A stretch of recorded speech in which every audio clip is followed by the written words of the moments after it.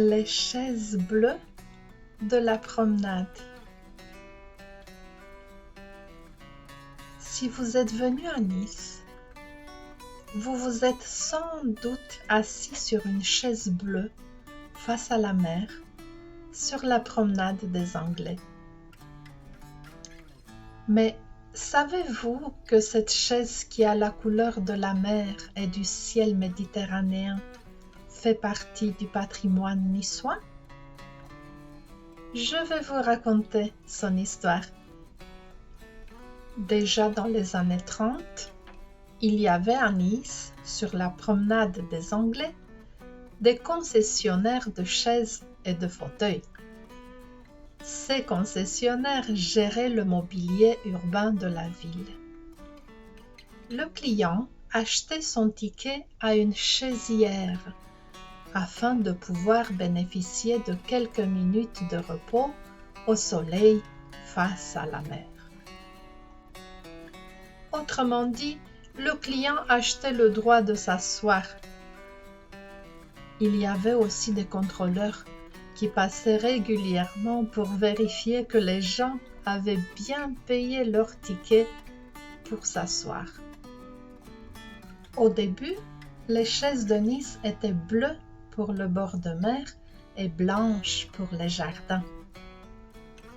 Vers 1948, Jacques Ballanger, le concessionnaire des chaises de la promenade, se donne pour objectif la fabrication de 800 chaises, plus robustes, plus solides, plus résistantes.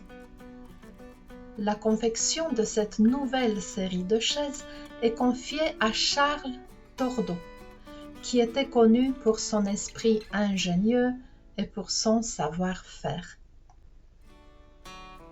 Entre 1950 et 1970, plus de 1000 chaises sont sorties de son atelier situé à Tourette-le-Vins, un village situé dans l'arrière-pays niçois.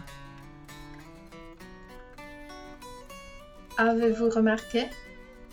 La chaise bleue de la promenade des Anglais est en réalité un fauteuil, car il y a des accoudoirs pour se reposer les bras. Lui, le fils de Charles Tordeau, a remarqué que ce fauteuil avait une particularité.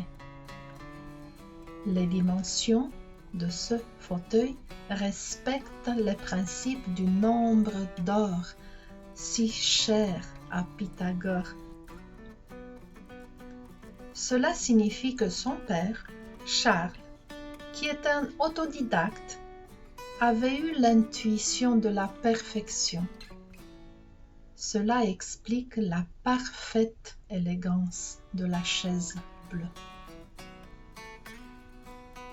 La chaise bleue est un symbole de Nice.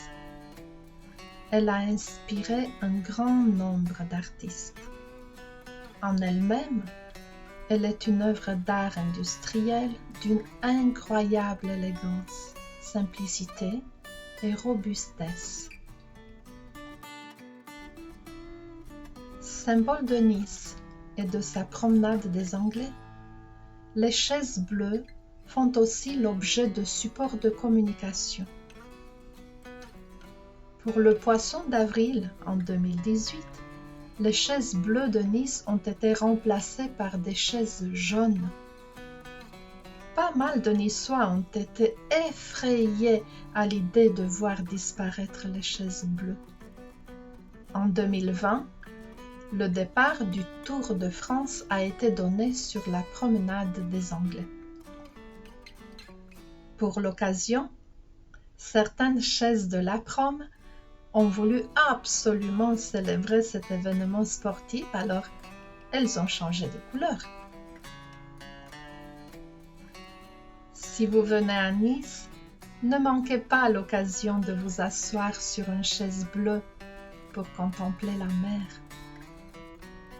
Ne manquez pas de me demander d'autres anecdotes liées à la chaise bleue et je vous amènerai peut-être visiter l'atelier de Charles Tordeau, là où tout a commencé. T'as pas incliné.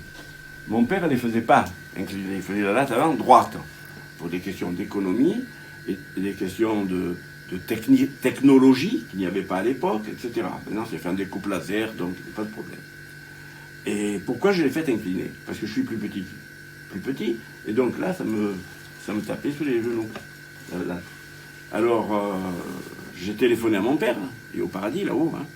Je lui ai dit, est-ce que je peux incliner la latte? Je ne te déforme pas trop le dessin original.